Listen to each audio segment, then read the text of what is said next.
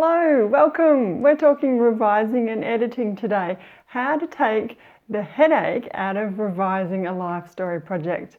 And this could be a memoir, a biography, an autobiography, or some other life story project. So stay with me.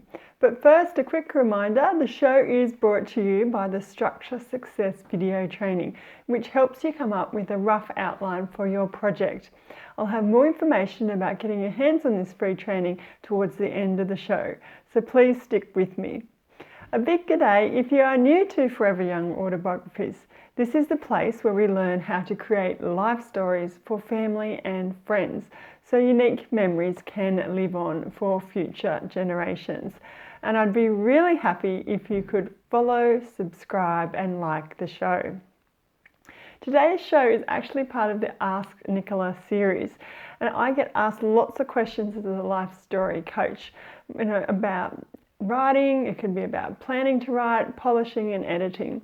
And I try and answer those so we can all learn with our own writing or our own creating.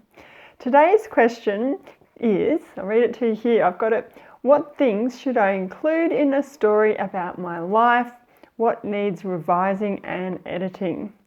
So this is a really great question, and I think I want to share with you 3 key ideas about how to boil down a whole life story into its essence. And part of that is during the revising and editing phase. So let's get down to it. The first suggestion I have here for you as a reader is that you need to know why you're writing this story, why you're creating this project. This is really important from the outset because it helps frame the project, what you're trying to achieve, why you're trying to achieve it. And that's great for your motivation, because creating a life story project, depending on if it's short or long, can sometimes be a little bit difficult for people. But if you have a really strong why, it helps you get started, maintain that momentum and then finish strong. So keep the idea of why in your mind. But remember, bringing others down and revenge is not a reason why we would create a life story. I'm not a lawyer, but always remember that you don't want to be defamatory in anything that you're publishing. So that's number 1. The second thing that you can keep in mind when you're revising and editing is your readers or your audience. Really, really important, because this is who you want to enjoy your creative efforts, and you want them to stick around from the beginning all the way until the end. So make sure you ask yourself, who is this project for specifically? Have that clear in your mind. And what message are you trying to communicate? Now, when you're revising and editing, if you have this clear in your mind, it's going to make that job a lot more easier, because you'll be able to tailor your story, your project to meet that audience's expectations, that need. And it's going to really help you know what to leave in and what anecdotes or stories to leave out. So always know your audience. The third tip I have for you today is to do with themes. Now, of course, you're going to have memories, you're going to have key events that have to stay in your project. They're like the bedrock of what you're trying to convey, what you're trying to pass on in terms of memories to other future generations. But some anecdotes or some events can be culled according to themes. Now, what's a theme? Many people ask me. It's basically a signpost or the main message or messages that you want to get across. And so this is another thing that can help guide you when you're revising and editing. You have some key themes, and then you think, okay, does this story or does this anecdote event relate to a theme? Do I leave it in or out? Usually if it relates to a theme, it's a good indicator that, yep, it relates to your message. You can leave that in. So there you go. That's the easy way to decide what to leave in and what to cull out of a memoir, biography, autobiography, or some other life story project. And to recap, we talked about having an understanding of why you're doing this project will help with momentum. Also, who is your audience? Really, really important.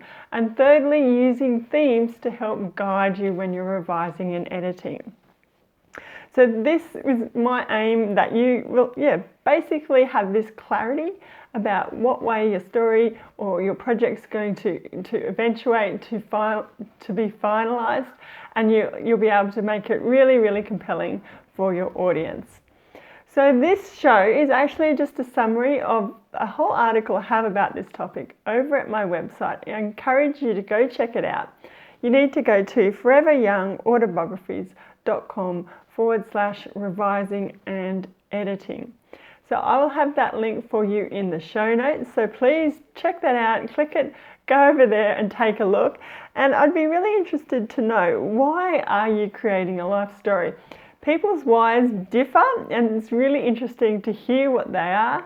Sometimes they're really, really inspiring. So I encourage you to leave a comment on that article, or leave a comment here in the platform down below. Or you can always send me an email about anything to do with life stories. Go to foreveryoungautobiographies.com/contact.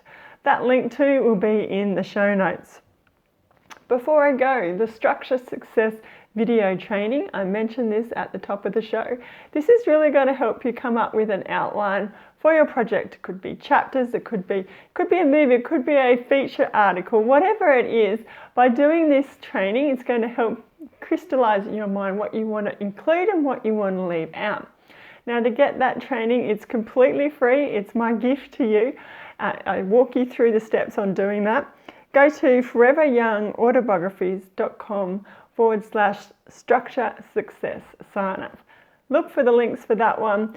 Highly recommend that you give it a try. It doesn't take very long, but it's really, really helpful in getting you going with your project. So that's me for this week. I'd be really happy if you could follow, subscribe, like the show, share it with a friend, even leave it a review if you can. And until then, everybody, happy writing.